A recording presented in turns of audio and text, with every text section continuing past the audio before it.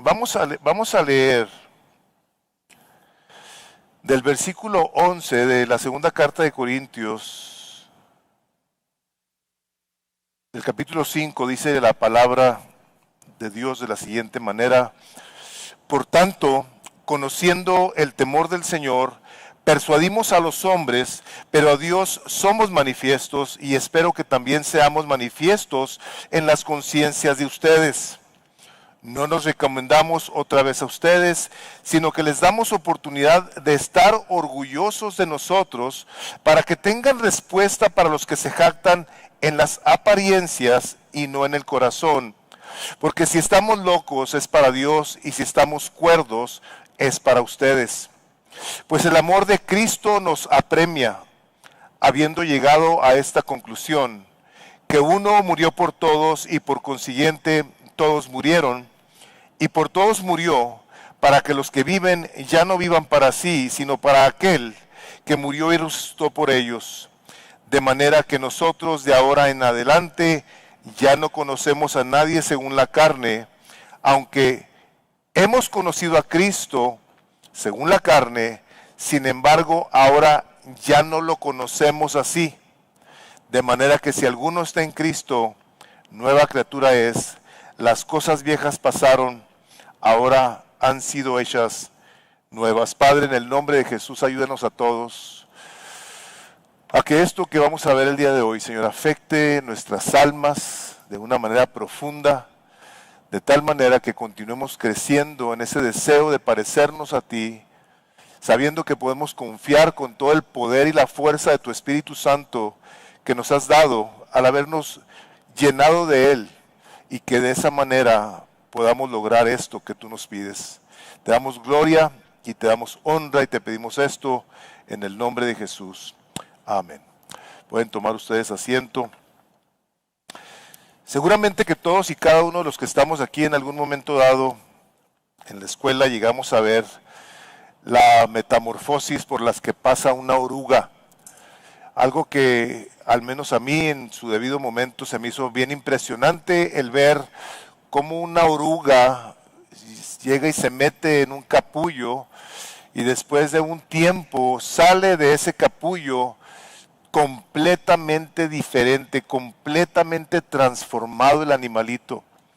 Una evidencia de que Dios hace cosas impresionantes, maravillosas, y que a nosotros pues lógicamente nos debe de llevar a maravillarnos y darle gloria por tanta cosa tan impresionante que hace, no únicamente en el mundo animal, sino en el mundo espiritual también, en el que por la gracia de Dios el día de hoy el apóstol Pablo, inspirado por el Espíritu Santo, nos habla de que toma lugar en la vida de todo creyente una transformación, pero no una transformación en la que podemos, como mencionaba hace un momento, a una oruga que luego se convierte en una mariposa, en la que si nos ponemos a ver esa analogía, el animalito previamente anda tocando el suelo y después anda volando.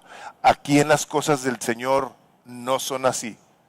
Son tan trascendentales que es importante que nosotros las logremos entender, porque el efecto que tienen en el corazón del hombre, saber lo que Cristo hace en cada uno de nosotros, nos deberá llevar a vivir una vida que está reposando en la gracia de Dios, que se alegra por algo que no es posible para nosotros lograr, y que nos motiva o nos debe de motivar a continuar creciendo en el conocimiento de nuestro amado Salvador Jesucristo, aquel que nos transforma de maneras en ocasiones, pienso yo, incomprensibles, así como el proceso de la metamorfosis de la oruga, que dice uno, ¿cómo sucede algo tan maravilloso? ¿Cómo es que una persona en un momento dado pueda ser tan mala, tan pervertida, tan trastornada, y que a la hora que tiene un encuentro con la persona del Señor Jesucristo pueda experimentar un cambio tan radical? ¿Cómo es eso? ¿Nos lo proponemos? ¿Lo aprendemos? O es a final de cuentas como la palabra de Dios dice en Filipenses 1:6, el que comenzó en vosotros la buena obra la perfeccionará hasta el día de Jesucristo. Y esto toma lógicamente lugar en cada uno de nosotros al haberle creído al mensaje del Evangelio que escuchamos y que venimos a la persona de Jesucristo. Y digo esto con el cuidado que debo de decirlo, porque muchos venimos hacia Cristo. No es que vengamos a Cristo necesariamente por hacer una oración o responder a un llamado, porque les digo, en la Biblia eso no aparece. Esta es una práctica moderna, porque el Señor Jesucristo lo que nos pide a nosotros es que cuando vengamos a Él, vengamos y nos arrepintamos de nuestros pecados. Que vengamos arrepentidos de haber pecado contra el Rey de los Reyes, lo cual produce en cada uno de nosotros un temor reverente a la hora de darnos cuenta de que hemos venido al Creador, al Rey, a aquel por quien todo fue hecho. Dice la palabra, todo fue hecho por Él, por medio de Él y para Él, y a Él sea toda la gloria. Y Pablo es precisamente lo que está escribiendo a los corintios ante este cambio tan trascendental y tan poderoso que toma lugar o debe tomar lugar en la vida de todo creyente. Un cambio que el apóstol Pablo, a la hora de que los falsos apóstoles, como hemos dicho tantas veces en el contexto que estamos leyendo de 2 de Corintios, estaba siendo acusado tremendamente de que este hombre ahora hablaba de una manera muy superficial de Dios, porque en el Antiguo Testamento era Yahvé o Jehová, el Señor, y se hablaba con una reverencia tremenda de Él. Y ahora pues Pablo hablaba del Señor Jesucristo, el Salvador del mundo, que había venido a dar su vida por nuestros pecados en una cruz, y estaba siendo acusado de que era superfluo en su uso de las palabras con las que hablaba de Dios. Y puesto que cada vez que se hacía una acusación de la persona del apóstol Pablo, podía muy fácilmente ser desprestigiada su persona, él no quería. Él no quería permanecer indiferente a que lo juzgaran, a que lo criticaran, a que lo menospreciaran. Y aquí en esta parte, en la primera parte de mi predicación, a la cual he puesto transformados en una nueva creación, ¿cómo dice atrás? No veo. Transformados en una nueva creación, el poder de Cristo en nosotros, y empieza precisamente diciendo el apóstol, por tanto, conociendo el temor del Señor, persuadimos a los hombres. O sea, este hombre que había sido un asesino, el que se dijo de sí mismo, de los pecadores yo soy el primero porque perseguía la iglesia de Dios. Este fue el hombre que autorizó la muerte de Esteban, el que tenía cartas para ir a perseguir a los cristianos y llevarlos a los tribunales y que hicieran con ellos cuanta cosa las autoridades quisieran. Este hombre, ahora que tuvo un encuentro con la persona de Jesucristo, vino a transformar su vida de tal manera que decía él, espérense un segundo. O sea, yo ahora conozco el temor de Dios. Mi vida no ha vuelto a ser igual. Yo soy un hombre completamente diferente. Soy un hombre que ahora sé que un día habré de estar precisamente ante el trono de Cristo dando cuenta de mis hechos. Y de hecho parte de ahí, esta parte de la Escritura.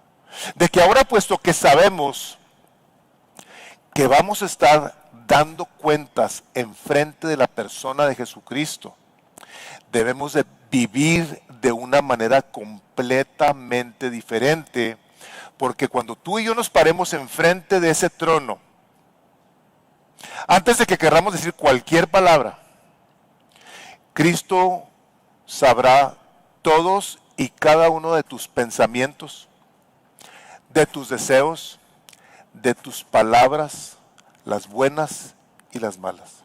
No habrá oportunidad para que tú y yo nos querramos defender del juez que nunca ha perdido un caso.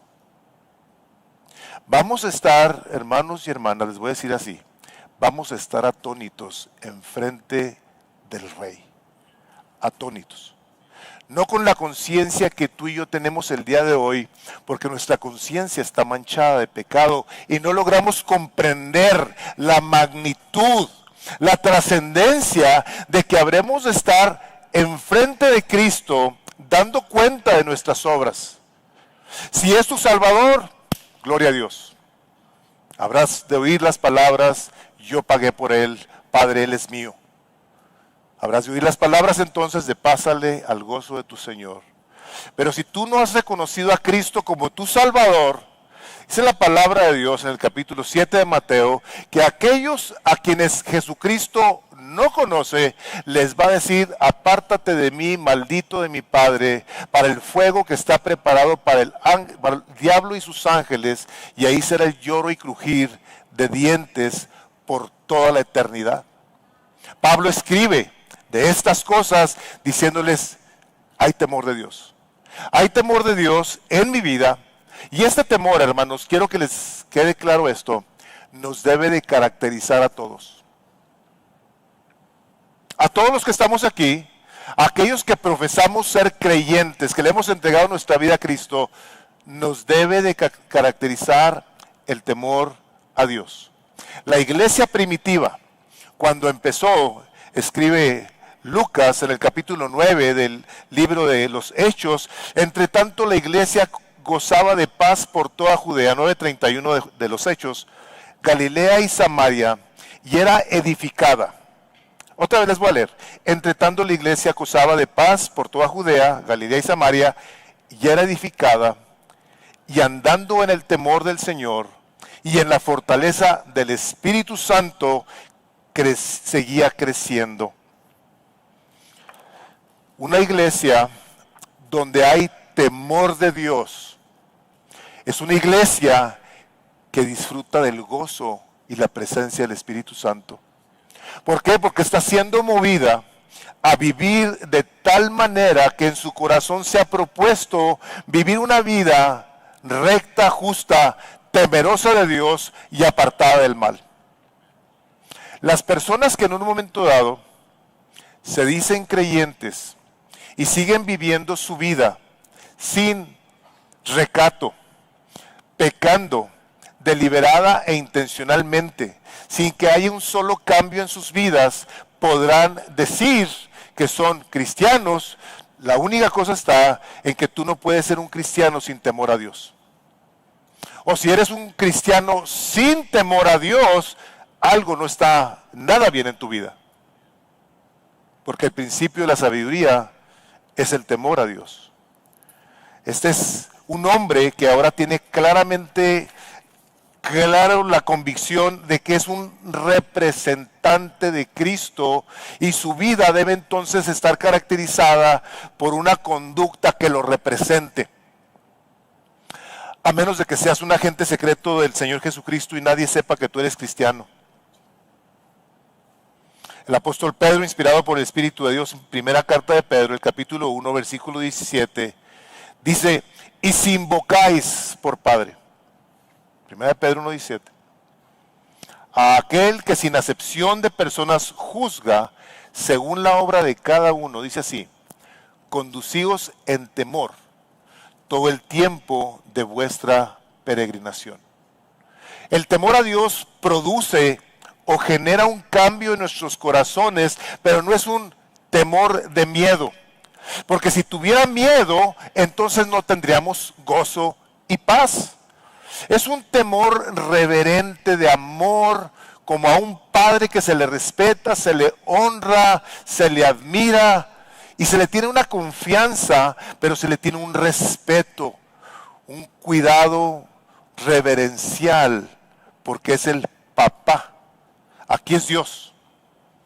Tenemos amor, tenemos prudencia, tenemos respeto, y eso genera entre la relación del Padre y el Hijo un gozo y una paz al tener a ese papá que habla nuestras vidas con sabiduría.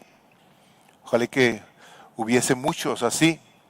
Entonces, una persona que entiende el temor de Dios y que ha experimentado la presencia de Dios, debe entonces exhibir un comportamiento que sea reflejado por ese temor reverencial, por ese amor que se deleita con su Padre.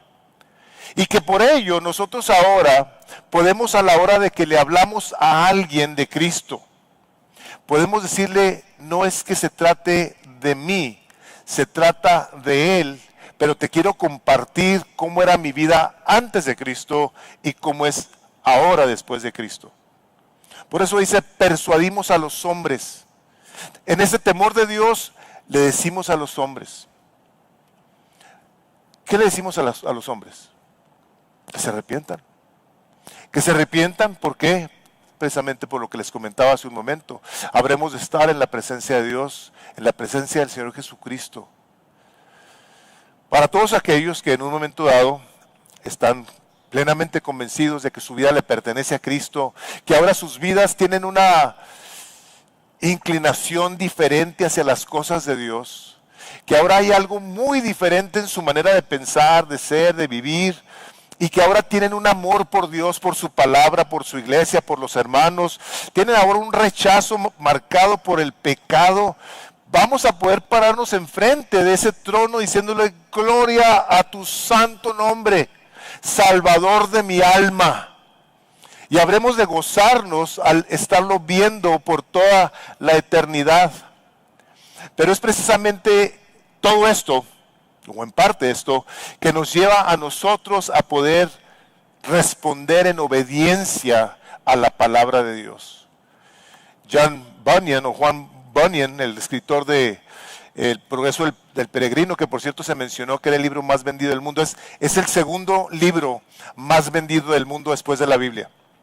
El progreso del peregrino es el segundo libro más vendido del mundo. Dijo esto, no es nuestro conocimiento de la voluntad de Dios, sino nuestro sincero cumplimiento de ella lo que prueba que tememos al Señor. ¿Sí? Sino nuestro sincero cumplimiento de ella lo que prueba que tememos al Señor. Una persona que teme al Señor es una persona que conoce la palabra de Dios.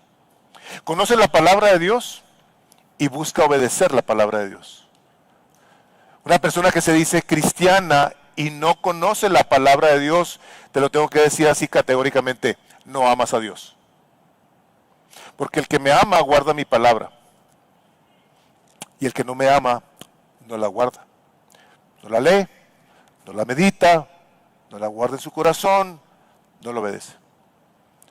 Les decía el miércoles en la clase de nuevos miembros, el termómetro para ver nuestro amor por Cristo es, en cierta manera, nuestro amor, nuestra obediencia a la palabra de Dios. El apóstol Pablo, inspirado por el Espíritu de Dios, quiere que les quede bien claro que ahora que nosotros hemos experimentado la gracia de Dios, el amor de Dios que ha transformado nuestras vidas, que les podemos decir, así era yo, así soy yo el día de hoy y me falta muchísimo más que caminar, vengo a hablarte a ti de Cristo. Vengo a hablarte a ti de Cristo y cuál es la razón por la que nosotros le hablamos a la gente de Cristo. Porque somos cristianos. Nosotros debemos hablarle a las personas que no conocen de Cristo, les tenemos que hablar por amor a sus almas. Esa es la razón. Nosotros, a la hora de que tenemos la salvación que Cristo nos ha regalado, hermanos, no es posible que nos quedemos callados y no le digamos nada a la gente. Está desesperada, está asustada, está angustiada, tiene muchas preguntas, están viviendo una incertidumbre terrible el día de hoy y muchos creyentes están callados. Por eso dice, nosotros ahora en el temor del Señor persuadimos a los hombres, los persuadimos a que se arrepientan y no que sean como nosotros, sino que conozcan a Cristo y que sean como Él. Ese es el punto. Nosotros no andamos queriendo discipular a nadie para que se parezca a nosotros. No. Nosotros estamos predicando a Cristo para que lo conozcan y que una vez que lo conozcan, les ayudemos. O sea, persuadimos a los hombres, les hablamos de Cristo, pero no nos quedamos ahí. No nos quedamos ahí.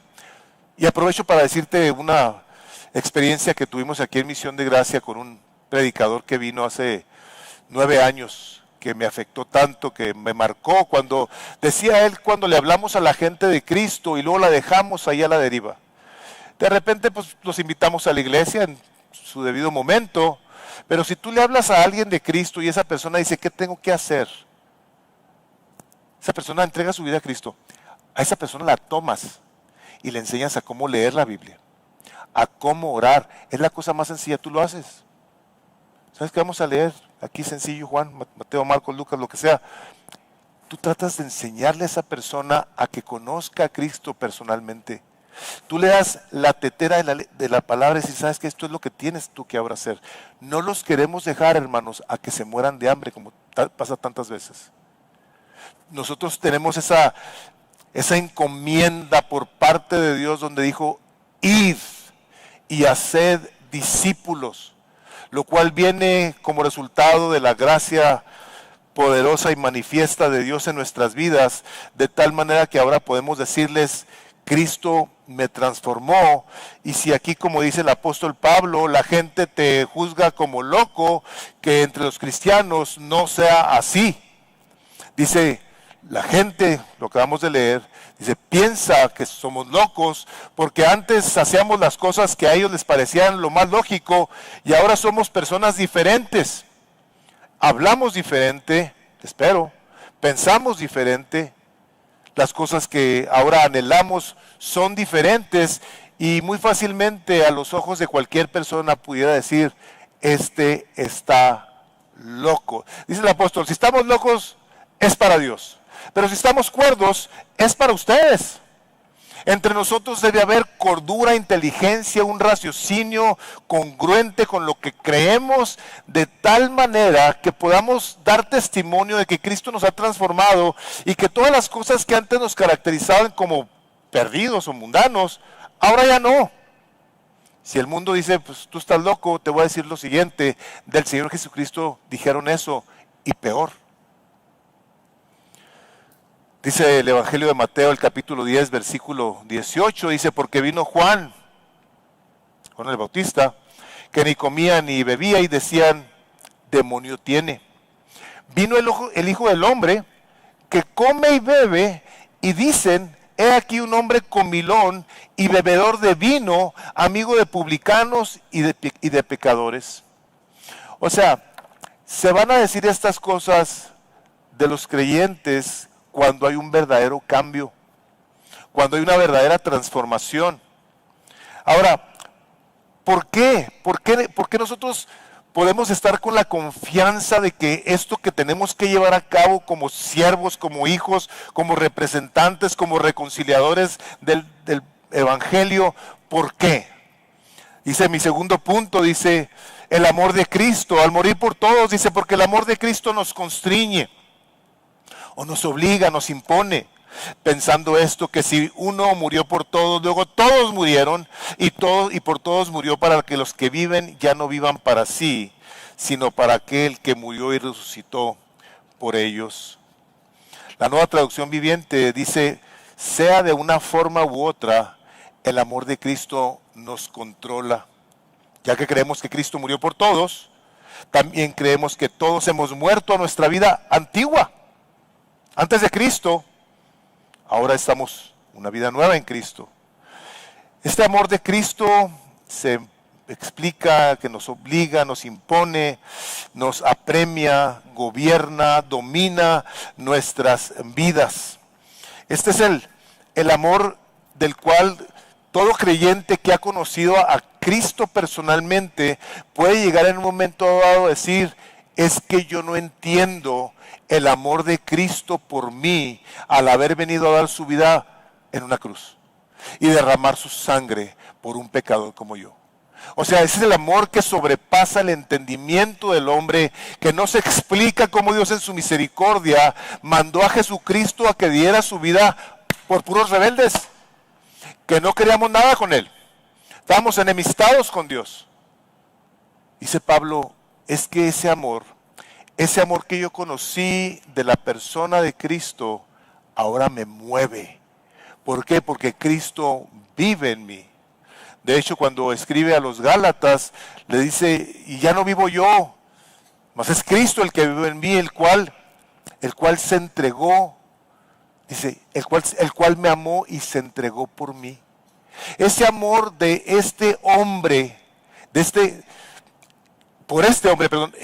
amor que este hombre experimentó, que no podía explicar cómo rumbo a búsqueda de maldad contra los cristianos, Cristo se le manifiesta y lo hace ahora un ministro del Evangelio. O sea, ¿en qué cabeza cabe tal amor? O sea, ¿qué hubiéramos hecho nosotros al toparnos con un enemigo acérrimo? Y de repente tomarlo, traerlo con nosotros, decirle, ahora es parte de mi equipo. ¿Cómo te explicas esto? No tiene explicación. El amor de Dios sobrepasa la habilidad nuestra de poder entender cómo es posible que nos haya arrancado del reino de Satanás y nos haya plantado en el de su amado Hijo Jesucristo sin ni siquiera andarlo buscando. ¿Cómo? Ese es el amor de Dios. Nos hace parte de su familia, nos regala su presencia. ¿Por qué? Bueno, pues porque nosotros de entrada no podemos hacer nada por nosotros. Nada. Tienen en sus notas la cita de Jeremías donde dice, ¿mudará el etíope su piel y el leopardo sus manchas? Así también podréis vosotros hacer bien, estando habituados a hacer el mal. Y tal vez si tú estás aquí el día de hoy puedes pensar, oye, yo no soy tan malo, yo no hago tanto daño, no. Pero te tengo que decir lo siguiente, y te voy a preguntar que respondas ahí en tu corazón lo siguiente. Tú amas a Dios con toda tu mente, con todas tus fuerzas, con todo tu corazón, con todo tu ser, y a tu prójimo como a ti mismo. Si tu respuesta es no, tú eres un rebelde. Tú eres un enemigo de Dios. ¿Sabes por qué? Porque estás desobedeciendo lo que nos mandó que hiciéramos. Entonces, a la hora de que el hombre, en su impotencia por hacer algo por sí mismo, lo que Dios hace es que nos envía a este glorioso, hermosísimo Salvador con quien nos debemos de deleitar, y les animo a que lo hagan todos los días de su vida, que nos deleitemos con Él y que le digamos así, Señor, vengo a deleitarme contigo. De hecho, la palabra de Dios dice, deleítate a sí mismo con tu Señor y Él concederá peticiones de tu corazón, entre muchas otras partes de la Escritura que dice eso, pero es ese amor por nosotros que nos lleva entonces a decir, si yo no puedo hacer nada por mí mismo, y esa parte de la Escritura de Jeremías nos da una clara muestra, ¿podrá el etíope cambiar su piel o el leopardo sus manchas? Sí, así están ustedes, no pueden hacer nada por sí mismos. Charles Spurgeon, este gran predicador inglés, dijo esto, o sea, cuando lo leí dije yo, wow, esto está fuera de... Dice, la crucifixión de Cristo es el grito del cielo que dice, tú no te puedes salvar, necesitas un Salvador. Dije, qué cosa tan impresionante que Dios en su misericordia haya puesto a su Hijo Jesucristo en esa posición para decirle a todo el mundo que necesita a Dios para ser salvo. No hay otra manera. No hay otra manera. Y lo más tremendo de todo es que ese amor de Dios por nosotros está siempre presente. Hermano, hermana, escucha.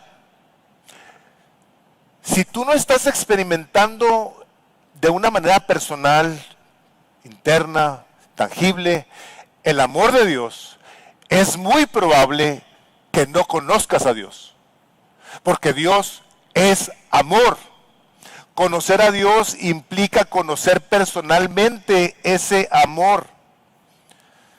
El autor, y no era pastor, Jerry Bridges, con quien tuve el privilegio de tenerlo como maestro una semana, dice: el amor inagotable de Dios por nosotros es un hecho objetivo que se afirma una y otra vez en las Escrituras. Es verdad, lo creamos o no. Nuestras dudas no destruyen el amor de Dios, ni nuestra fe lo crea. Se origina en la naturaleza misma de Dios, que es amor, y fluye hacia nosotros a través de nuestra unión con su Hijo amado. ¿Te fijas? Es por medio de la experiencia personal con el Señor Jesucristo, a quien un día tú tal vez le dijiste: Señor Jesucristo, yo reconozco que soy un pecador que necesita ser perdonado por ti. Y que una vez que vienes tú a experimentar ese perdón de la gracia de Dios, tu vida, nuestras vidas cambian de tal manera que lo que antes conocíamos de una manera natural, humana, pasan a un plano diferente en el que ahora las cosas se habrán de ver por medio de la óptica espiritual, por medio de la palabra de Dios, donde nuestra mente está siendo transformada a que pensemos como Cristo, pues tenemos la mente de Cristo revelada aquí. Y por su Espíritu Santo nosotros somos instruidos en cuanto a cómo pensar como Jesús.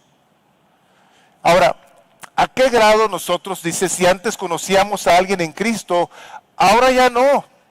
¿A qué grado es eso? A un grado que, como el apóstol Juan, estando en la isla de Patmos, que había cenado con el Señor Jesucristo en la última cena, le decían el discípulo amado. Juan era un hombre seguramente muy afectivo con el Señor Jesucristo, muy cuidadoso. Estando él en la isla de Patmos, tiene esta revelación por parte de Dios, en donde se aparece ahora Jesucristo ya glorificado. El Rey de los Reyes se presenta ante Juan y dice la palabra que Juan, cuando lo vio, cayó como muerto. Vio a su Salvador, lo vio glorificado y cayó como muerto. El Señor Jesucristo lo toma y le dice: no temas, yo soy el primero y el último, el alfa y el omega. Hay una relación diferentísima a aquella que tuvo Juan mientras andaba con él. Este hombre, el apóstol Pablo, de ignorar, de no saber quién era el Señor Jesucristo, tiene este encuentro con él, y ahora, en lugar de ponérsele una vez más a las patadas a la hora de andar persiguiendo a su iglesia, le dice: ¿quién eres, Señor? O sea, está hablando de Señor. Dice: ¿quién eres, Señor? ¿Qué quieres que yo haga? La vida de este hombre fue transformada radicalmente, de tal forma que ahora ya no únicamente se relacionaba con su Salvador, sino con la gente de una manera completamente diferente.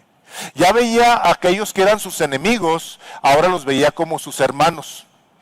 Y dio su vida para que ellos fueran edificados, para que conocieran la gracia y la misericordia del Señor Jesucristo. De este Jesús que no vino a juzgarnos, vino a dar su vida por nosotros, para que lo conociéramos de una manera personal, íntima, de tal manera que al experimentar su presencia en nuestras vidas, nosotros podamos tener la tranquilidad de que ya no somos nosotros los que estamos viviendo. Ahora es Cristo el que vive en nosotros. Y lo que ahora vivimos, lo vivimos en la fe del Hijo de Dios. Esa es la manera en la que un creyente ahora vive. Piensa de acuerdo a lo que su Padre Celestial, su Salvador, le ha marcado en su palabra en cuanto a cómo se habrá de relacionar, no únicamente con Él, sino con su iglesia. Ahora habrá un amor por su iglesia. Y una vez más insisto, nuestro tangible amor por el Señor Jesucristo se ve aquí. Porque la iglesia es el cuerpo de Cristo. Una persona que ama a la iglesia, que ora por ella, que la bendice, que se involucra, que da, que está orando, que está al pendiente de la iglesia, está buscando cómo glorifica a Cristo. No hay vuelta de hoja. El que me ama, guarda mi palabra, su palabra dice, mi iglesia es mi cuerpo. No hay vuelta de hoja en esto, hermanos.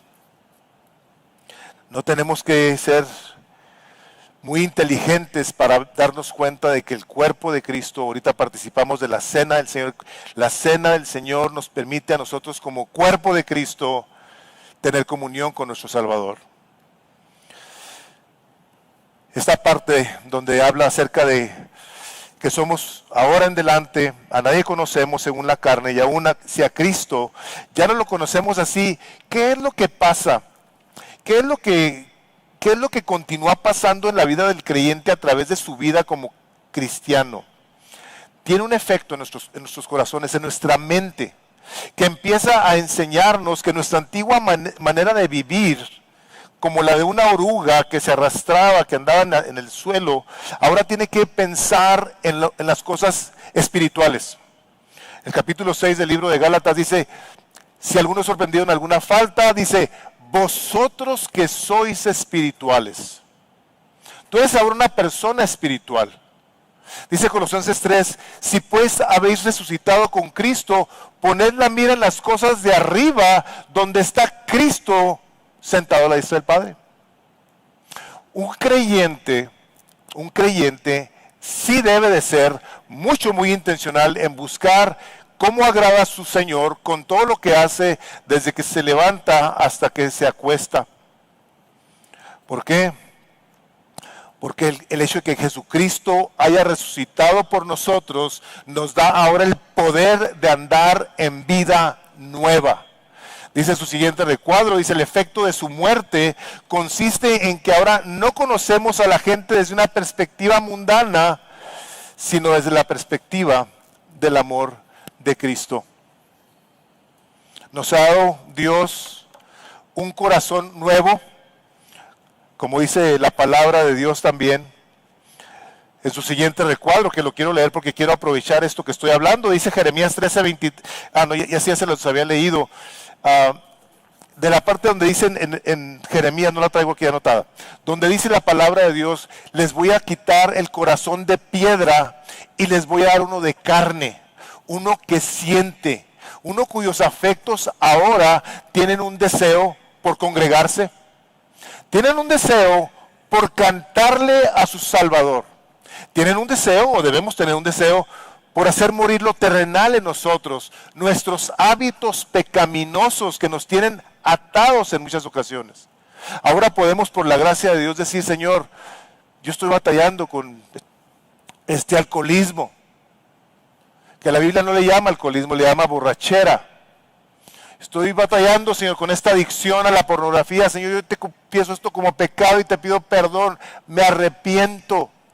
O sea, hay tantas y tantas cosas que nosotros podemos el día de hoy, por el poder del Espíritu Santo de Dios en nosotros, venir a presentar delante de Dios y decirle, Señor, líbrame de mi ira. Soy una persona iracunda, nadie me puede decir nada, todo me molesta, estoy harto, a todos les grito, a todos les digo esto, lo otro. Ahora que Dios ha cambiado nuestro corazón, ahora podemos caminar en esa transformación. Como dice Romanos 12:2, dice, no te hagas como este mundo.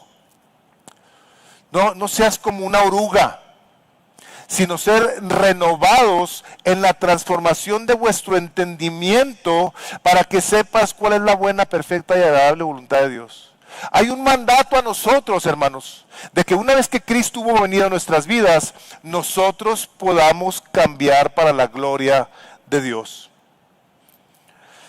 Dice el pastor Adrian Rogers, dice, el mismo Jesús que convirtió el agua en vino puede transformar tu hogar, tu vida, tu familia y tu futuro. Él todavía está en el negocio de hacer milagros y su negocio es el negocio de la transformación. Tú y yo debemos de ser gente de muchísima esperanza. Porque si la palabra de Dios nos está hablando en esta parte de la Escritura, en que ahora nosotros podemos conocer la vida desde el punto de vista espiritual, donde si antes éramos, dejamos de ser, ahora ya no somos, porque esta última parte del sermón y de lo que estamos predicando el día de hoy, dice, de manera que si alguno está en Cristo, es una nueva creación, las cosas viejas pasaron, he aquí todas son hechas nuevas. Escúchame bien, cuando el Señor Jesucristo viene a tu vida, te perdona, te llena de su Espíritu Santo, la Biblia dice que tú naces de nuevo. ¿Qué quiere decir eso? Quiere decir que tú acabas de empezar a vivir como una persona que está viva a los ojos de Dios y todo tu pasado ha sido borrado por la sangre de Jesús. Todos sus pecados han sido borrados por la sangre de Jesús al haberla derramado por ti en la cruz. ¿Qué hace eso? ¿O qué debe hacer eso? Llenarnos de gratitud y de gozo, de tal manera que ahora que nos acercamos a Dios, venimos con un corazón nuevo, estamos siendo transformados, tenemos ahora la certeza de que nos acercamos a nuestro Padre Celestial a deleitarnos con Él, a gozarnos en su presencia y hasta de cierto modo a dejar de pedirle tanta cosa y aprender a decirle, Señor, te doy gracias porque tu palabra dice que antes de que yo abra la boca, tú ya sabes todas mis necesidades. Por eso vengo, Señor, a estar en tu presencia y gozarme contigo. He aquí, si alguno está en Cristo, es una nueva creación. Una nueva criatura. Ya no existe. Ahora este hijo de Dios, esta hija de Dios, tiene una comunión con su Padre, la cual le puede permitir acercarse, como dice Hebreos, al trono de la gracia de Dios para obtener el oportuno socorro en el tiempo de tu necesidad.